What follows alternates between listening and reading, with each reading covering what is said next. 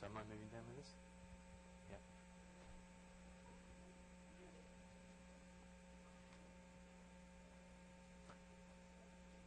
Okay.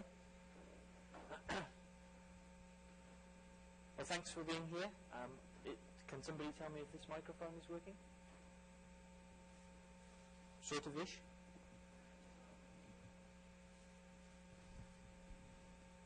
Is there something more I can do with the microphone to make it work better?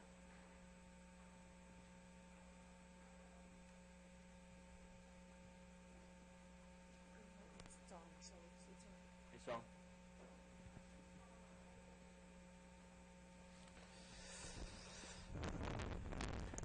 It's about as close as it can get.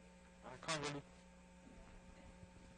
Okay, so I need to warn you that this presentation has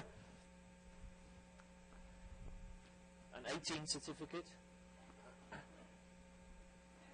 There is going to be bad language.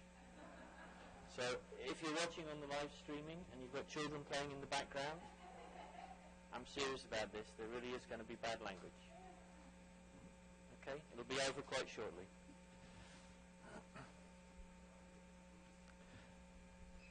Okay, I'm just going to put up the next slide. There's going to be no interpretation. I'm going to read what it says, or you can read it on the screen.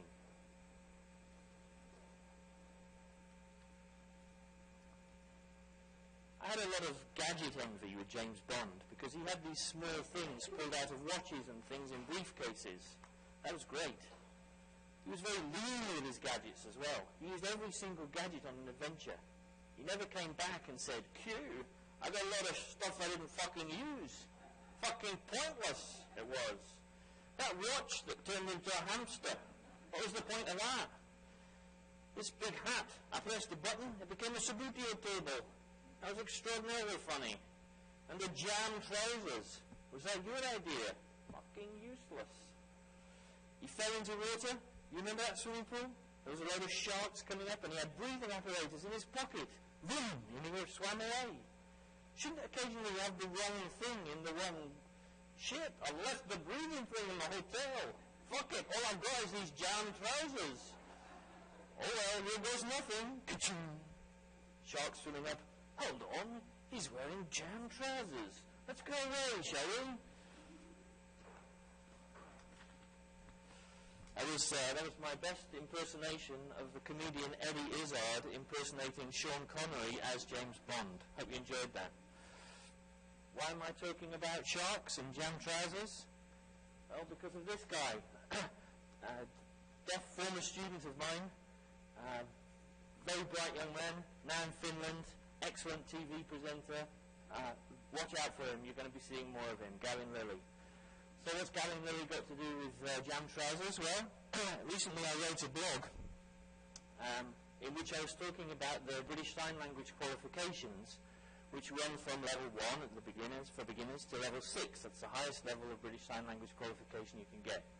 And I was saying, actually, level 6 is not really as fluent as you really want to be able to be a full master of sign language. You should have more levels beyond that. For example,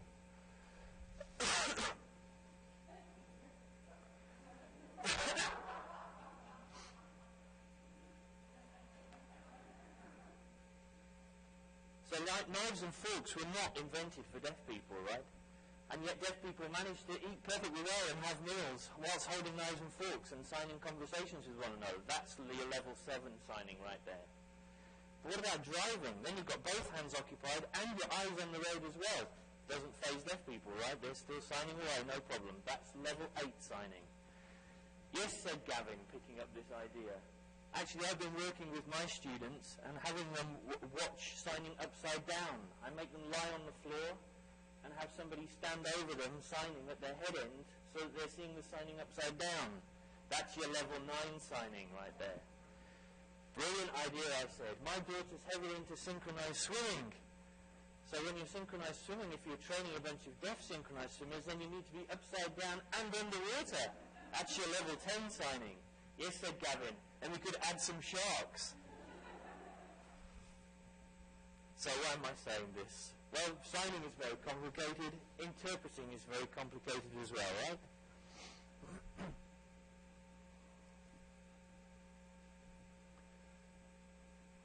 So in a paper I published with a colleague in 1994, that's 20 years ago now, we talked about interpreting being not something that was a simple black and white kind of deal, that interpreters operate in a grey zone, and grey goes with the territory. So if you want to be able to act competently within the grey zone, that's an integral part of your professionalism.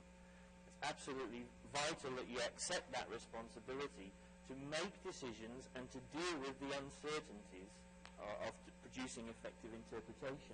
There's no simple silver bullet, there's no magic theory that's going to resolve every dilemma for you and guide you safely home to shore. It's just not going to happen. So, what does it boil down to then? What does producing good interpreting boil down to? Well, I think it's actually quite simple. First of all, you have to remember everything you know about everything. Yeah? Bear all of that in mind. And then,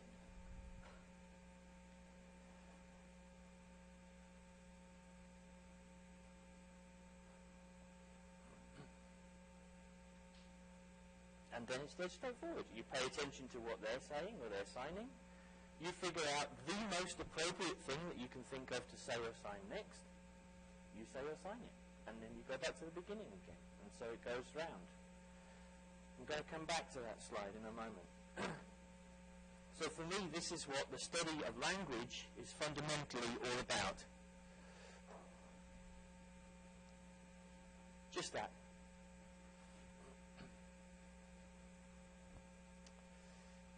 Terry asked this question, in effect, in his keynote presentation a couple of days ago. I really enjoyed that presentation. I've been working with the notion of co-construction since the very last time I was here in Washington, D.C., 1994. I went to a conference and somebody used the term co-construction. I thought, that's exactly what we're talking about. That's how people understand each other. They co-construct meaning together. I really enjoyed that visit. Bill Stokey came over to Gallaudet with a crate full of his home brew and treated me to a drink. It was excellent. Great visit.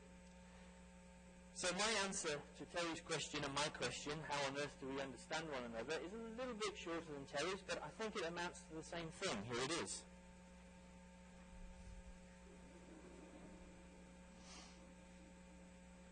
Right? We can't get into one another's heads. It doesn't matter what we do. We can't be in somebody else's brain understanding things from their perspective. We don't do it in ordinary monolingual interaction. It's even harder to do it in interpreted interaction. So what have we got? If that's true, that understanding doesn't occur like this, what are we left with? What am I doing here talking to you and hoping that you're going to get something out of it? What's the point? What do we do instead of understanding then?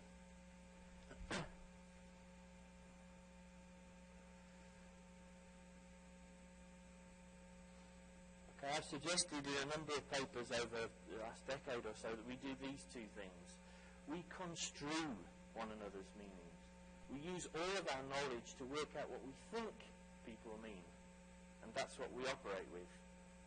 And secondly, we respond to their utterances in ways, verbally or non-verbally, that indicate what we think they've meant. Yeah?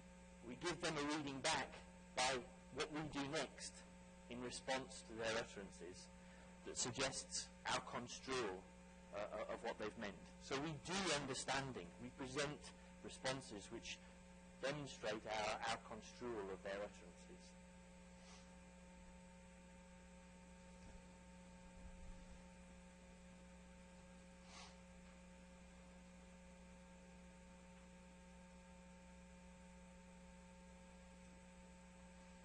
So my understanding is informed by this guy, Herb Clark, who talks about a process that he calls grounding. Right? Herb Clark says that this process of construal and indicating construal to one another is grounding. We seek evidence, he says, with our interlocutors that we have succeeded in understanding one another sufficiently for current purposes. This is a key notion for Clark, sufficiently for current purposes. Actually, I go so far to say that it's not until grounding has been achieved that something I call meaning has actually been exchanged, conveyed. So that would be my strong thesis. No meaning until grounding has occurred. It doesn't mean stuff until somebody else has taken it up from you.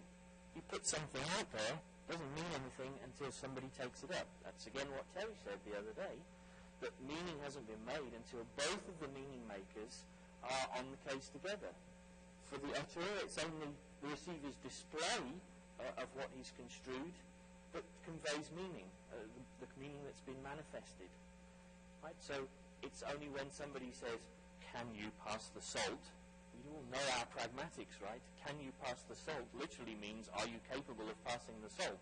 If you say yes and do nothing, you haven't picked up the implicature.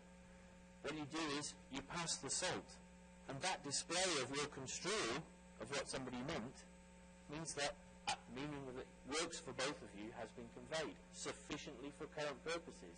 I got the salt. So for me, there's only one kind of key word that I keep repeating to my students. Oh, sorry, I've skipped ahead slightly. I'll come back to that key word in a second. I've suggested that we can attempt to open our construals to one another. Whoa.